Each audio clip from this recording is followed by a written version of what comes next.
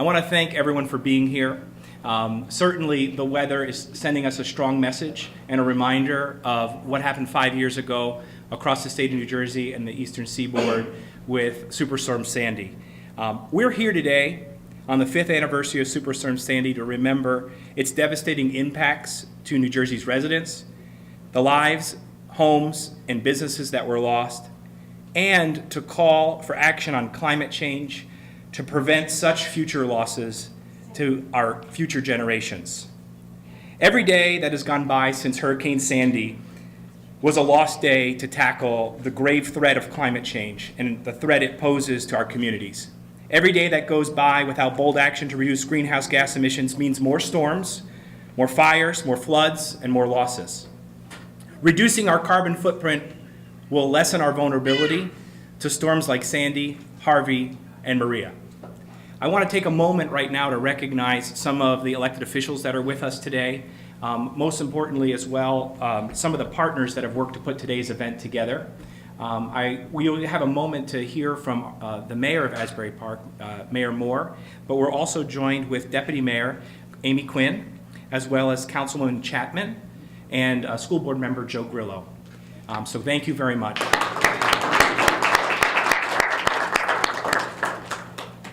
And as well, I want to thank the partner organizations for joining on conference calls, helping to plan this, and then help with our contingency plan that we weren't really planning on because we thought we could brave pretty much anything, but Mother Nature had other plans today.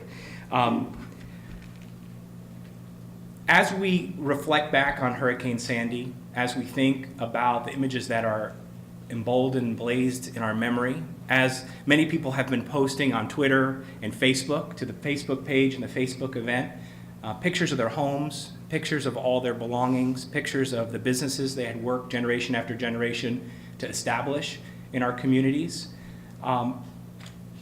It really is striking to our core at the effects and the vulnerabilities that we have here in New Jersey to sea level rise, the outcome and the different aspects that climate change wreaks upon us, whether it's more frequent storms or more intense storms or more flooding events or flooding in places we haven't seen it. We are certainly on the edge and very vulnerable.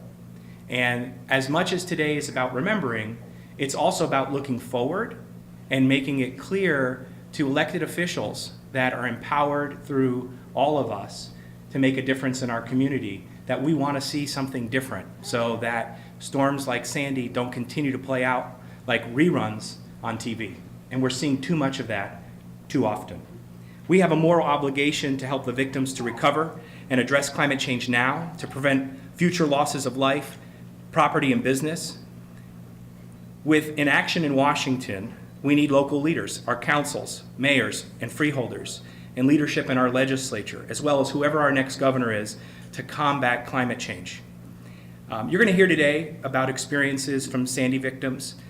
We're going to commemorate the lives, properties, and businesses lost, and we're going to draw attention to the ongoing recovery work and the lack of preparedness for the next major storm. We'll ask you to remain with us till the end of the program. We'll join together in a moment of silence for the victims that were lost in Superstorm Sandy and throughout the world from preventable severe weather events. Our next speaker, who has been fantastic in welcoming us all here to Asbury Park, is Mayor John Moore. Climate change causes global ocean bulges created by the imbalance of melting rates of distant ice sheets and the slowing of the Gulf Stream. As the climate warms, the sea levels do not rise uniformly. Unfortunately, scientists have found a hotspot of accelerated sea level rise along the mid-Atlantic seaboard. Namely, that's us, New Jersey. And the scientists predict increasing vulnerability of coastal areas to flooding. This is truly an all-out assault on all of us. This is a problem and a fight that must be addressed immediately and uniformly at the local, state, and national levels.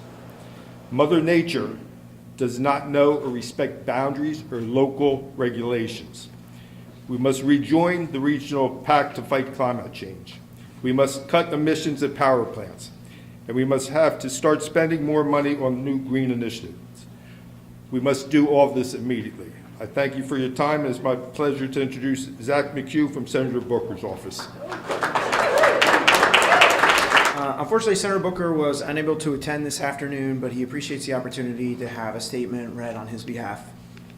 I'm honored to join you as people across New Jersey and the region commemorate the anniversary of Superstorm Sandy.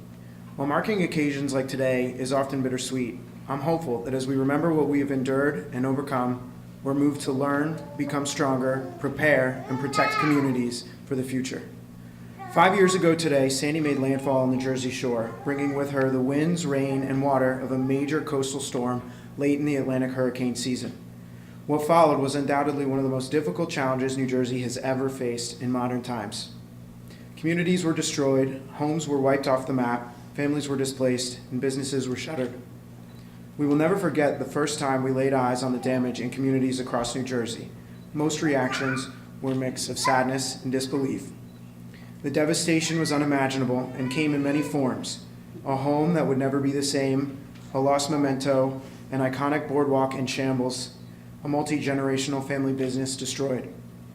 But not long after, a different sense of emotions came across New Jerseyans from all over the state: defiance, kinship, generosity, and resilience.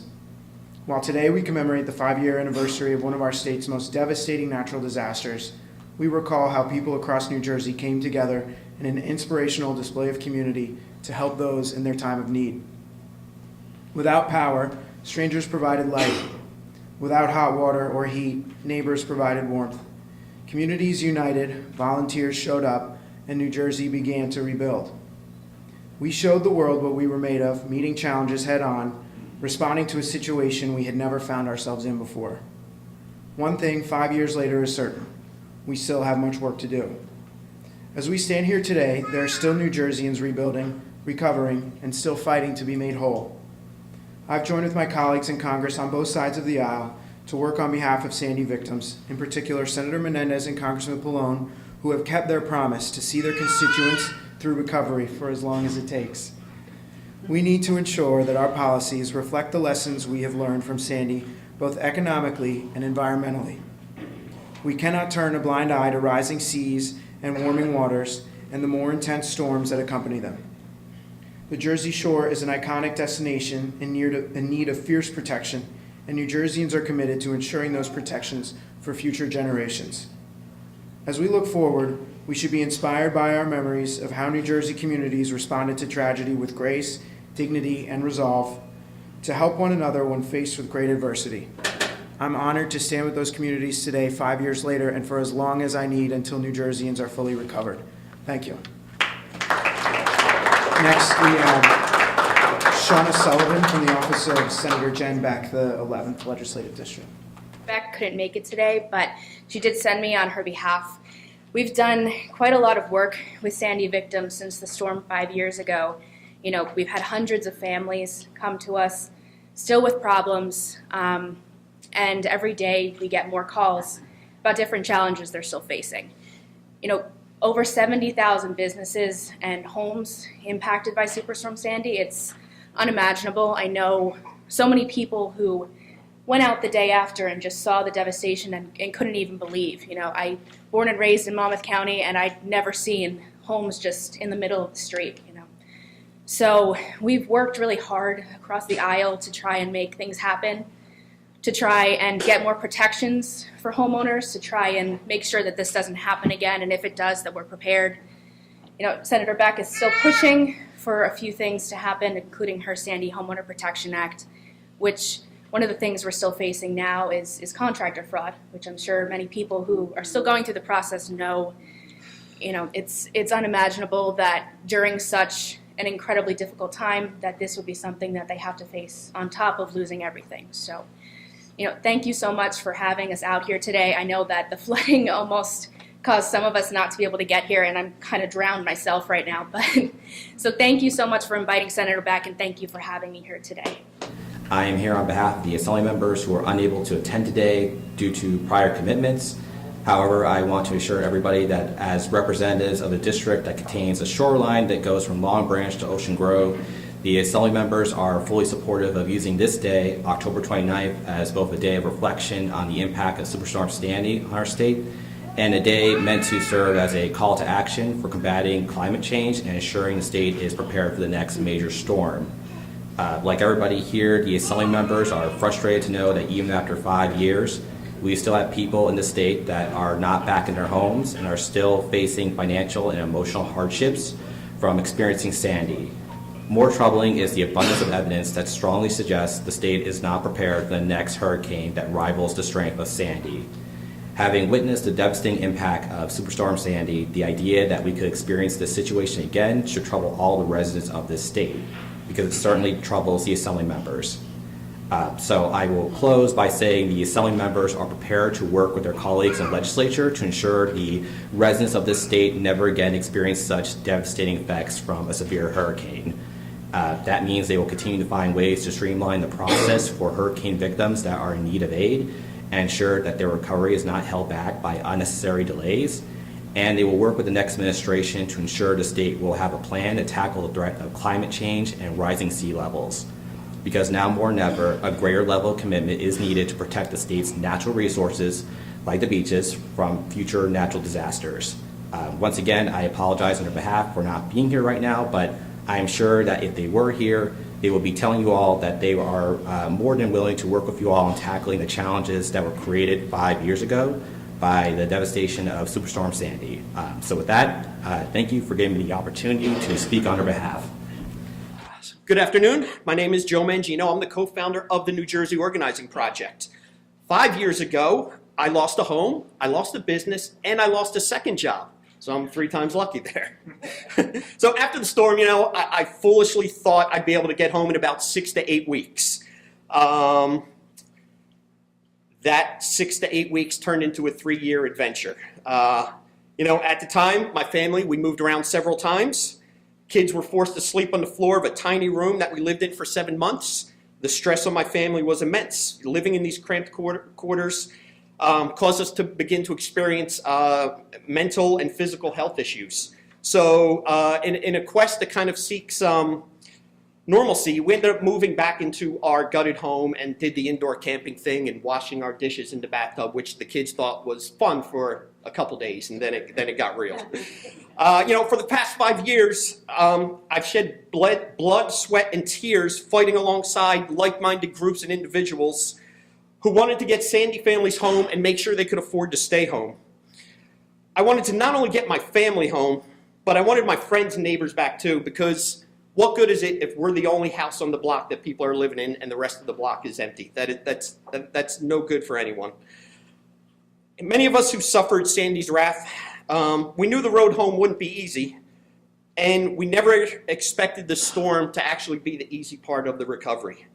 There are some things we New Jerseyans excel at, and Sandy demonstrated one of them by our community uniting together over a common goal, fighting to get these people home.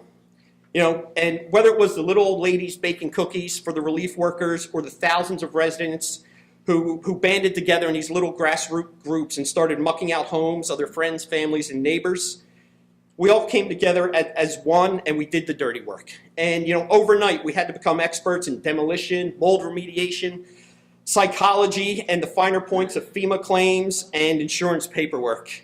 After the storm, we applied that bandage and stopped the bleeding. And to be honest, we crushed Sandy Relief. We did a fantastic job, and we set ourselves up for that next phase of recovery, which was rebuilding our homes and our towns. And then that's when things began to go horribly wrong. This is when many of us realized that happy ending we were seeking was not going to come right away, and it was going to be delayed months for some, years for others, and sadly, there are some families who still don't have that happy ending yet. The word resilient has been thrown around a lot over the last 5 years.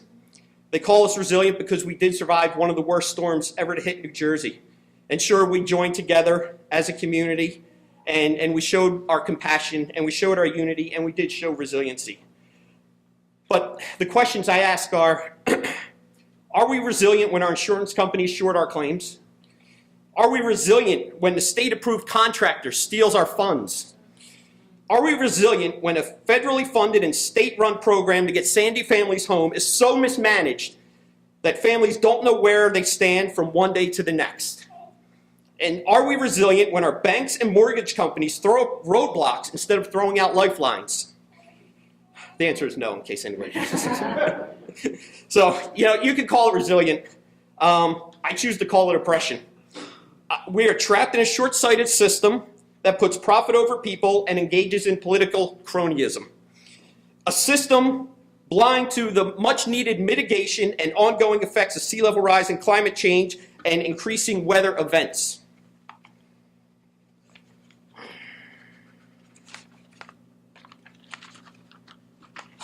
So, according to a report the New Jersey Organizing Project released, 22% of Sandy families are not home 5 years later.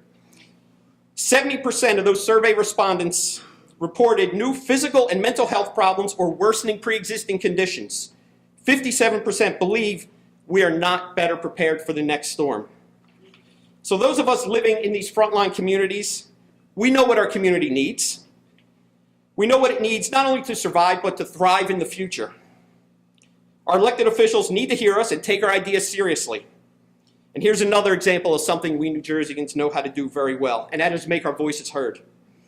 When the DCA told us Sandy families didn't need rental assistance, we stood up and we spoke out and we got them rental assistance.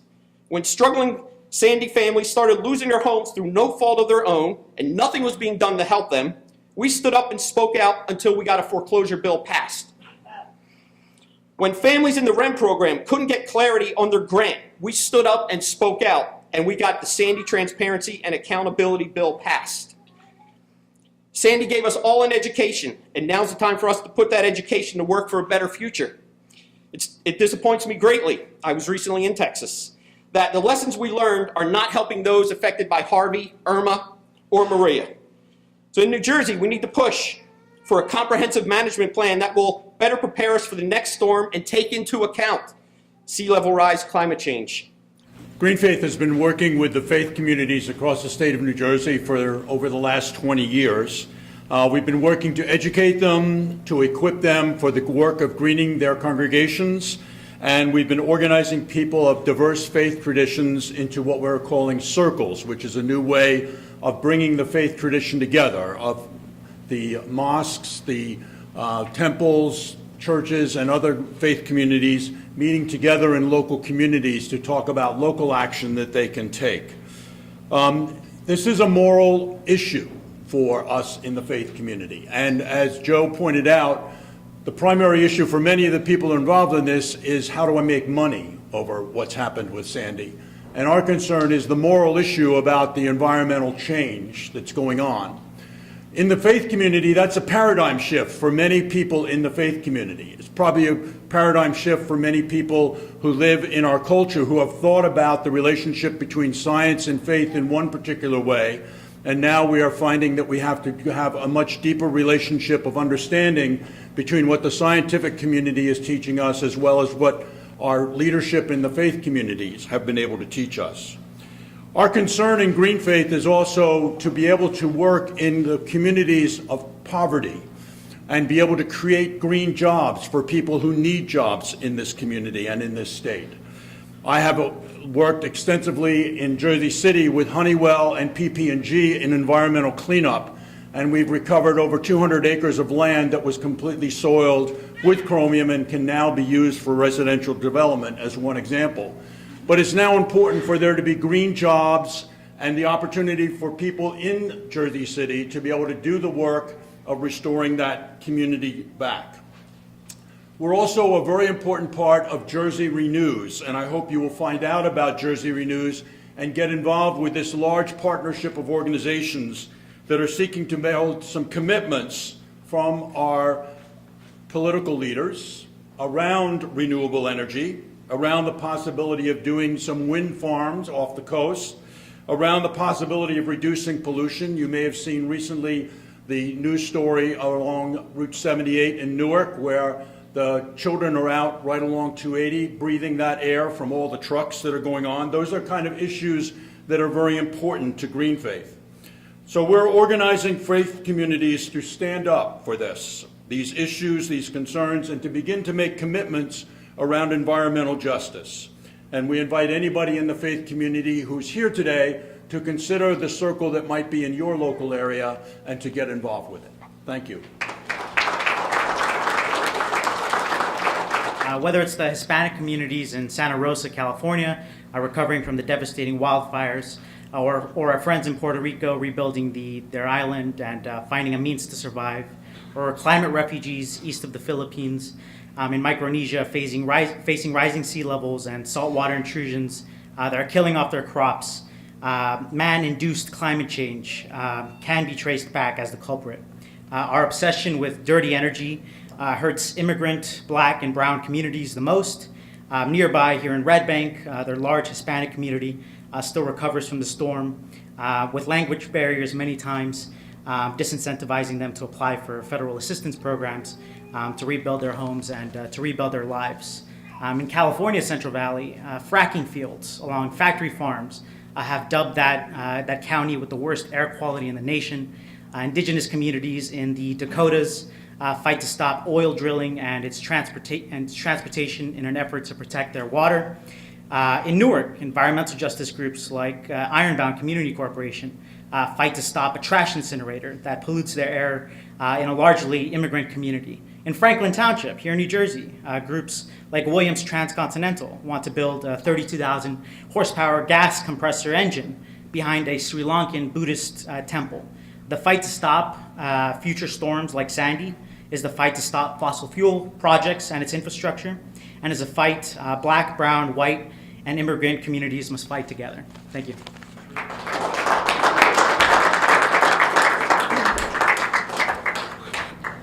Hello, all-weather friends. It's easy to be environmental leaders and be out there on sunny days, but the true believers and the true activists are out here in all weather. And really, when you think back on Superstorm Sandy, this is nothing, really. When Superstorm Sandy hit, Clean Ocean Action was put out of its office. We were out at Sandy Hook, and fortunately, a local business that fared well was able to donate an office space to us, and we set up some tables, got our computers, and got busy helping communities. And we organized something called Waves of Action for the Shore, and many of you in this room participated in that. And at the end of 1 year, we were able to put over 14,000 people out on the beaches with hands in the sand and feet on the beach and clean up a lot of the debris that wound up on our beaches that was only going to go back out into the ocean and cause a lot more harm from marine litter. But that's another issue for another day. We were supposed to get the memo from Superstorm Sandy. We were supposed to get the message from Irma and from Harvey and from Maria and the devastating droughts and the record heat and the long winter, the long, more and more hot years. We didn't get the memo, and certainly this administration under the Trump administration certainly did not get the memo. In fact, they destroyed the memo, and they're destroying having anything to do with sea level rise or with climate change. In fact, the specific purpose of Administrator Pruitt at the EPA and Secretary Zinke at the Department of Interior is to destroy all of the work that had been built up over the last several years to try to address these issues. And certainly the current New Jersey administration did not get the memo. This is all going to lead to climate Armageddon if we do not do something soon. We should be reducing fossil fuels, as has been said by all the speakers. And one of our best partners in that is the ocean. Who here doesn't love the ocean and enjoy all the fun and frolic that we can have? But the ocean is also absorbing a lot of that CO2 and producing oxygen that we all breathe to its own, and it's absorbing all that CO2 to its own demise. We are seeing now ocean acidification. And ocean acidification are destroying those very plants and living things that produce that oxygen. So these are devastating effects from our use and abuse and reliance and addiction to fossil fuel. And at the worst time, when we should again be reducing, the Trump administration is expanding fossil fuel production at an extreme level on land and at sea. He has now put forth a proposal to drill in the Atlantic, in the Pacific, and what is left of the Gulf of Mexico, and up in Alaska. This proposal for offshore oil and gas drilling is just beginning, and so I put everybody on standby notice, all of our great ocean advocates and friends of the environment. This will be happening at the end of the year and into next to the expansion of fossil fuels. And LNG, liquefied natural gas, may also be coming back to the Jersey Shore for export. And so we'll be using even more natural gas to export to our friends across the pond. And if so, we'll be fracking even more of our land to generate that natural gas to share. So this is absolutely the wrong track, and Clean Ocean Action stands with all of our partners to work together and make sure that we the people, fight this fight and reduce our use of fossil fuels. Thank you. With President Obama 4 years ago when they rededicated the boardwalk here, and we had a really good talk on climate change. And then when he got outside, he didn't mention climate change because he was with Governor Christie. And I sent out an email to his staff saying, what gives? He actually called me 2 days later and said that he apologizes, that even if you're with someone who's a climate denier, you should still bring up the issue. And that's what this is about, that we have a governor who's denied climate change, he's denied sea level rise, but when he was sitting on the beach during the government shutdown, didn't he notice the beach getting smaller and the water getting higher? That's the problem.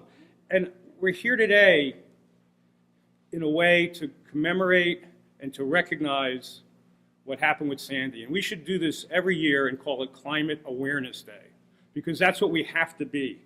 It's actually appropriate that it's a stormy day, because after Sandy, even though the sun returned, for many people who have been left homeless, who've been left out of their communities, there still are not sunny days for them. And we have to move this state and this country forward on climate change to make sure that happens. Governor Christie closed the Office of Climate Change. We're the only state on the eastern seaboard without a climate adaptation and mitigation plan.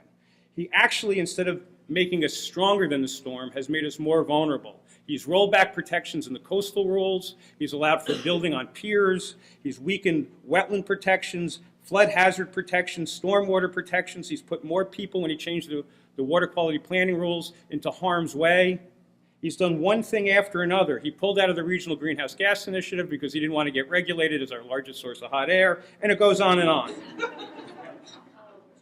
And as we're getting done with what he has done to this state, making us more vulnerable, we now have a fossil fuel in the White House that's doubling down on the failed policies of fossil fuels and denying climate change, pulling us out of the Paris Accords, which he may have thought of applied to him, again, because he's another big source of hot air.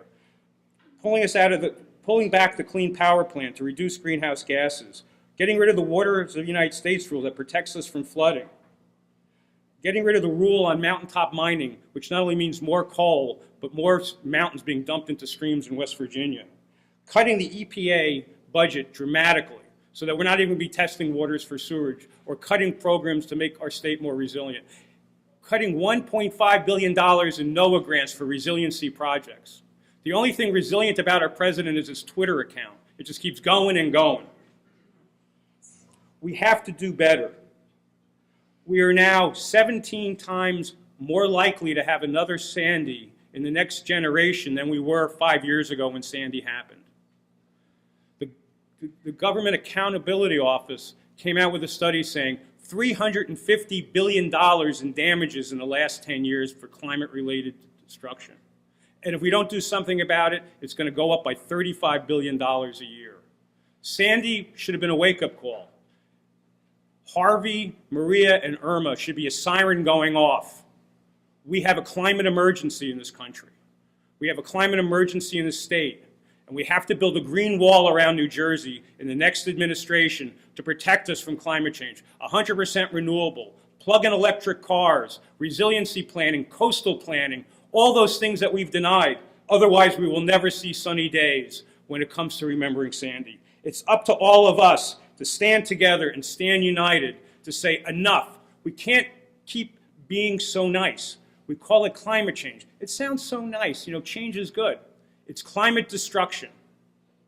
It's greenhouse gases coming from fossil fuels that are destroying this planet.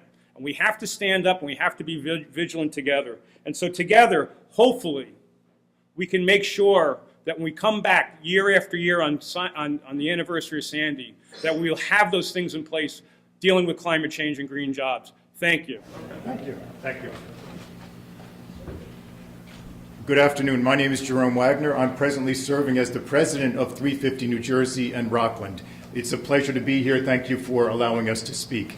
I left my notes out in the car, so this may be a little bit disjointed, but hopefully it won't be too rambling.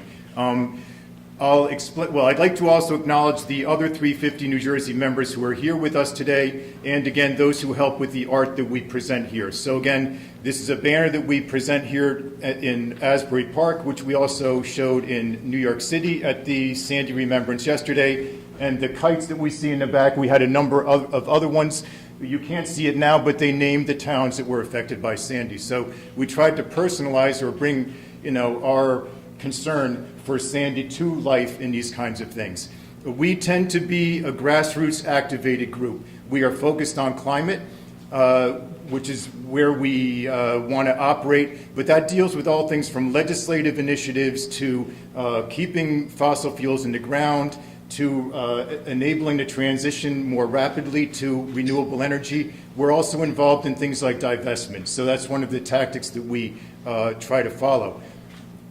We've already heard much about climate, and typically 350 might be the only climate voice in the room. Clearly that's not the case today. I'm very glad and humbled that everyone here acknowledges the concern about climate change, so that's wonderful.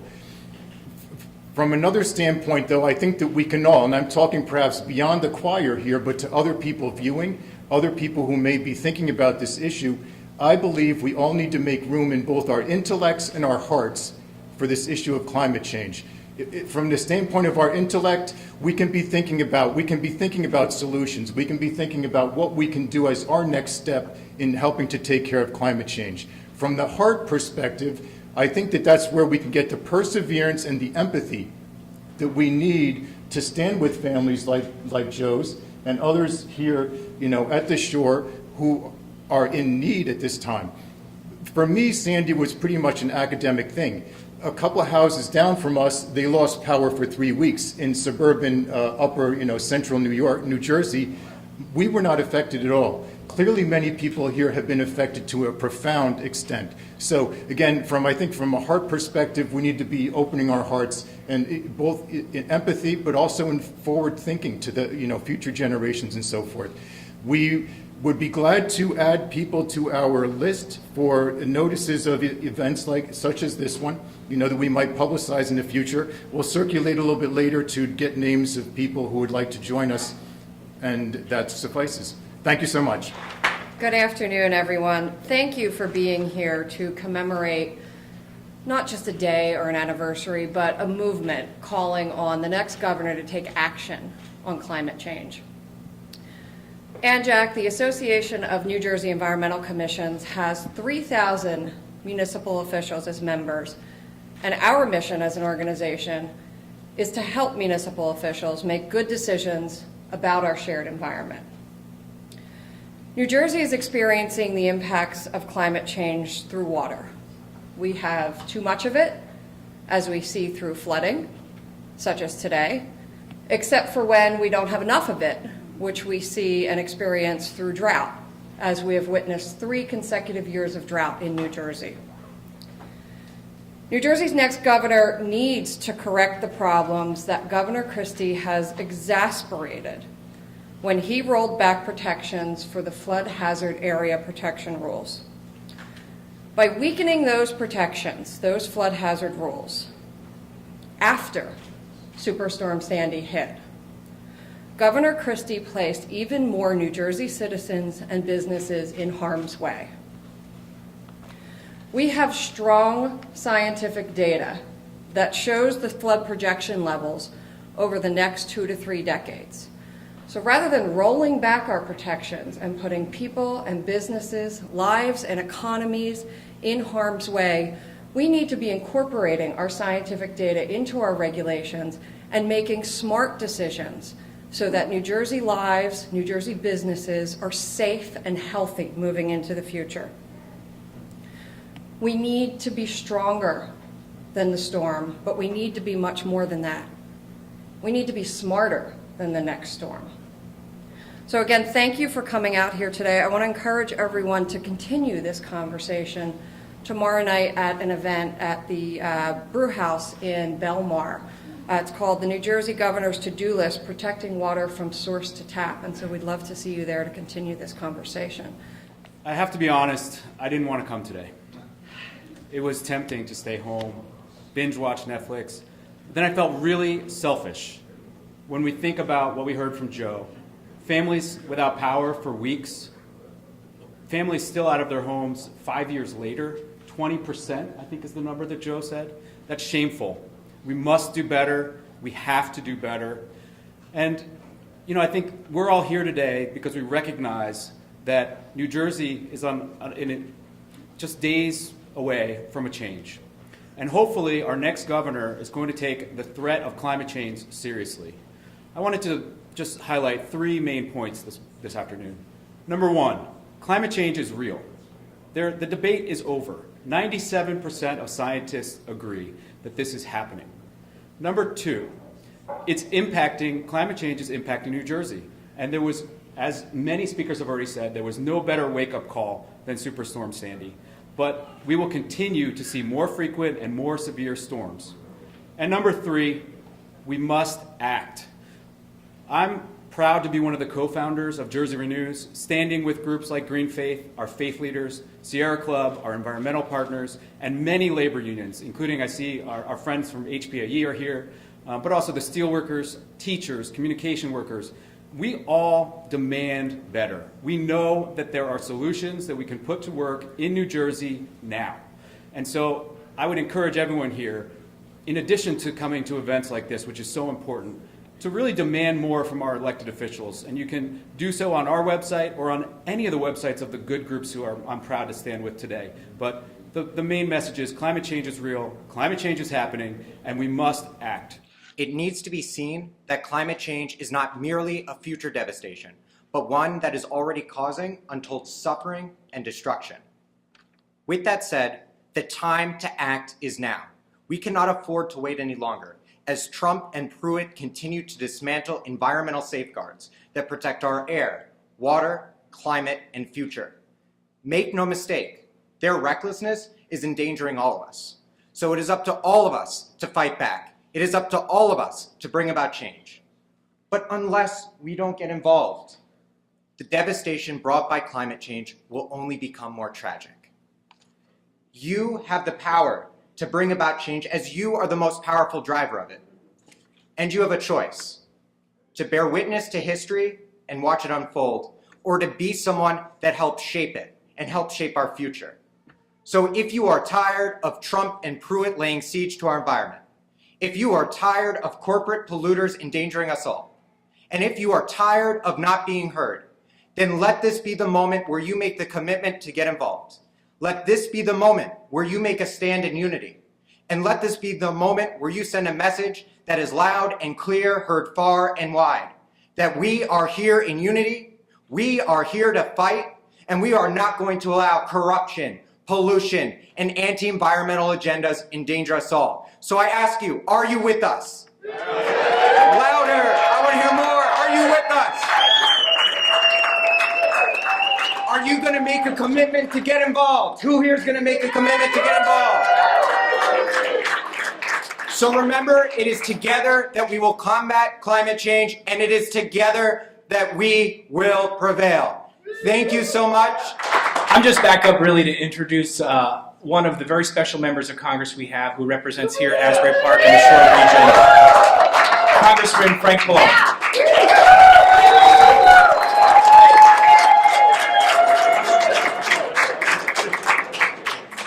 Thank you so much. I think I'm the cleanup at the end here, but So I'll try not to repeat everything and not be too long, but I just want you to know today is, because it's the anniversary, the 5th anniversary, if you will, of Sandy, as a congressman, I guess is the best way to put it, I have to deal with so many aspects of Sandy. Obviously, the league and all of you, and I thank you so much, are stressing climate change and how we need to use Sandy and the other terrible storms that have occurred since then to try to get the federal government and the state government to understand that climate change is here and that if we don't do something about it, it's only going to get worse. So that's the primary focus, and I'll talk a little bit about that. But I also want you to understand that I've spent most of the day before this event and will after this event with Sandy families and people, I think you have some here, who are still trying to recover from the storm. And that's kind of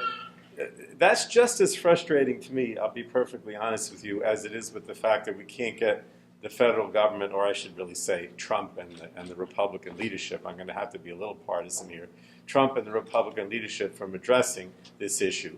But it's also the fact that the federal government really has not done enough for the people who suffered 5 years ago, and if anything, hasn't learned any lessons at all, because if we look at what's happening in Puerto Rico and in Texas, the response from the Trump administration is so much worse than anything that I could talk about happened 5 years ago. And so there's a tremendous amount of frustration on my part, to be perfectly honest with you, not only with the larger issue of not addressing climate change, but also with just the day-to-day issue which we deal with in our office every day of trying to help people who are not getting the help that they need. So I'm going to talk a little bit about both, and I'll try to be as quick as I can. Just to give you some information about the people that are still working to recover, earlier today and later today, I was with people that are involved with the New Jersey Resource Project, which maybe they're here today, I don't know, but we've been with them today. And they just did a report that said that more than 20% of Sandy victims haven't yet been able to return to their homes. I was with some earlier. More than 50% have encountered serious financial hardships, and 70% report deteriorating physical or mental health related to the storm's impact. So when you talk about these superstorms, which because of climate change are getting more frequent and more severe, these are people's lives. The people I met with just an hour ago in Brick Township, they suffered more after than they did on the day of the storm, right? So many of them have, even with whatever help they got from the federal government or from the state, still encountered huge financial hardships to this day. And then all the physical aspects of it, which they talked about in terms of the bronchitis and the health problems. And, we were at the house with one woman whose husband died within 3 or 4 months of the storm, right? And still isn't back in her home. And she's got all kinds of physical ailments. So, I just want to put that by way of background. I'm not trying to, I'm sure it's part of what you talk about as well, but I just want you to know about the tremendous frustration that I feel right now. So I just wanted to talk about a few things we're trying to do on the federal level to learn the mistakes of the storm. One is the flood insurance program. And I know some of you maybe wouldn't even, I don't even know how you feel about the flood insurance program, but it doesn't work. And the reason why the flood insurance program doesn't work, and so many federal programs don't work for victims of Sandy and other storms, is because so much of the emphasis is put on the insurance companies or the business interests or the banks and not actually on the people, right? I remember that I met with the FEMA director. I mean, I was, here in Long Branch where I live and had to evacuate and had some damage to my house as well, but nothing major. But within a week, I was back in Washington because we were voting, and I met with the FEMA director, not the current one, but the one in the Obama administration, about the flood insurance program. And he said to me, Congressman, you don't understand. The flood insurance program is not designed to help people. It's designed to help the insurance companies. They're the ones that put it in place. They're the ones that set it up. They're the ones that essentially are being protected, not the public. Now, maybe I'm changing his words a little bit, but that's essentially what he said, and I appreciated the fact that he was being honest. So when you talk about the federal flood insurance program, most people don't get anything what they need to rebuild their home.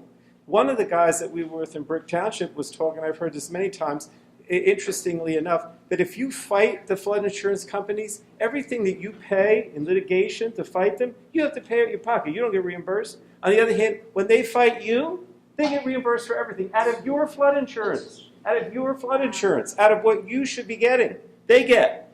So, I mean, this is part of the problem is when we talk about government's reaction to these storms, it's got to be primarily focused on the people and the people that are suffering, not on the corporate interests, not on the business interests, the insurance companies, whatever. So we have a bill. The federal flood insurance program has to be reauthorized by the end of this year. And we have a bill to try to reform it, myself and Senator Menendez and some of my other colleagues, Congressman Pascrell also. And we're trying to make that bill change when it's reauthorized so it actually reflects trying to help people. I know it sounds almost absurd for me to say this, but it's true, and I'm only saying this based on my experience for the last 5 years. I'm not making this up. Just a couple other things, and then I want to get to the issue of climate change. The other thing that we found during the storm was that, believe it or not, many people, communications is very important in the storm, right? Cell towers were down. People had no ability to communicate. What I found out during Sandy was that those who are involved in communications, in other words, Verizon, AT&T, whoever has to deal with the cell towers and communications, have no priority during an emergency to actually fix anything. In other words, the priority is given and should be to fire and police, but nothing to actually the people that actually deal with the communications. So we have this bill called the Sandy Act that tries to correct that so that you can actually do things in the middle of the storm. And then the last thing I wanted to mention, again, this really has nothing to do with climate change, but I want to get to that, is during the storm, the Obama administration set up this Northeast gasoline supply reserve because we had a shortage of gasoline. And now the Trump administration is basically trying to eliminate that reserve. So we're trying very hard to make that permanent and make sure that we have that kind of reserve. Now let me go back to the climate change issue, which is really, I know, the issue that you're focusing on today. But I can't help but talk about, the incompetence in many ways of the federal government, and particularly this administration. My only message with regard to climate change today, I'll beat up a lot on Trump and the administration and Pruitt and everybody else. But I think that the one question would be, how do you change it? Because all of us here are advocates for change, right? We don't just get up and say we don't like things. We want to talk about what we can do differently. The one thing that I think may make a difference ultimately, and I see the mayor of Asbury Park here, is that when I go around locally, when I talk to my mayors, whether it's the mayor of Asbury or the mayor of some of the Republican towns that I represent, where the mayors or the Republican leaders at every level in the state of New Jersey, most of them are very much understand that climate change is real and that we have to address it, right? They're not happy with the fact that the Trump administration pulled out of the Paris Agreement, or that the president is going to repeal the Clean Power Plan, because they understand the impact of Sandy, and they understand the impact of sea level rise and all the things that we've talked about today. So from my perspective, I think the best thing we can do is to somehow, and I don't know how, convince Republicans, right, that at a local level, county, state level, whatever, that they need to talk to those bad Republican leaders, including the president in Washington, and say, I'm sorry, but our party should not be on a national level denying science, denying climate change, withdrawing from the Paris Agreement. I know the Democrats, obviously, at every level, really don't, obviously disagree with that we think, we are very much in favor of addressing climate change. But I think it's only at the very top level, with Trump and the Republican leadership in the House and the Senate, that we get this policy of denial. I don't think that at the local level you get that at all. And now in place, I mean, some of the places that were most hit in the last couple of hurricanes, Florida, Texas, these are red states, right? They can't be that dumb that they don't understand that something needs to be done. So, I mean, I think one of the things that I've been trying to do, I'm not saying I've been successful, is to try to convince these local Republicans and local right-wingers, whatever you want to call them, put some pressure on Trump and the Republican leadership in Congress and say, you got to be kidding me. You really don't believe that these hurricanes are happening because of climate change? You have to understand that. You've got to reverse these awful things that are happening with Scott Pruitt and with Trump. And so that's my my final message, which is I really do think that history and the facts and everything are on our side, and it might be possible for us to address this in a bipartisan way. We have to continue to criticize Trump and the Republican leadership for what they're doing in denying science and doing all these things that that are leading to increased use of fossil fuels. But at the same time, maybe we can convince them that this isn't even something that their own people and their own grassroots support. But again, thank you all for being here today. And I probably spoke too long, but it's hard. This is a tough day. It really is. And to give a few thank yous for helping put today together, which wouldn't have been possible without the leadership of Seth Levin and Lee Clark, work on my staff. And of course, Angie Delasanti, we really appreciate that, and all the partners who helped make this possible and put the lineup together. I think what we have heard throughout the speakers today is that Sandy has affected us all. There are folks who are still struggling, and our heart goes out to them, that New Jerseyans are tough and stand together, but helping each other goes beyond just the days after the event. It takes a long time to recover. And then in addition, looking forward, that there's more work to be done to ensure events like this are a thing of the past, and that we're protecting our assets, our people, our businesses, our economy locally, and the families that reside here in the Garden State. As we kind of think about closing, I'm going to take this microphone off and ask us all to do a little moment of silence and remembrance and reflection on, what we all heard, what we remember ourselves from being here locally, and what we're going to do in leaving here today after the 5th anniversary, what our personal commitments might be, our professional commitments towards helping the families, towards ensuring that we protect the future of our state and the people that call New Jersey home. And I'm going to ask that we join hands, sort of link up, and as much as we can around the room, and then silently in our own way reflect.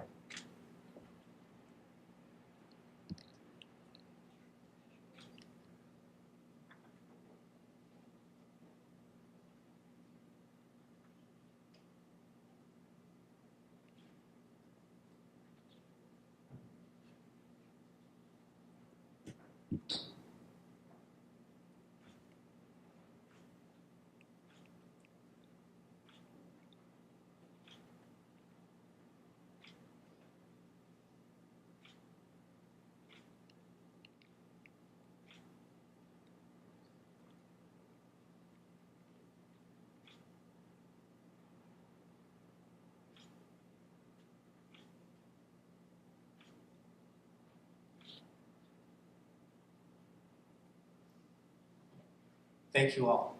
Let's go do it.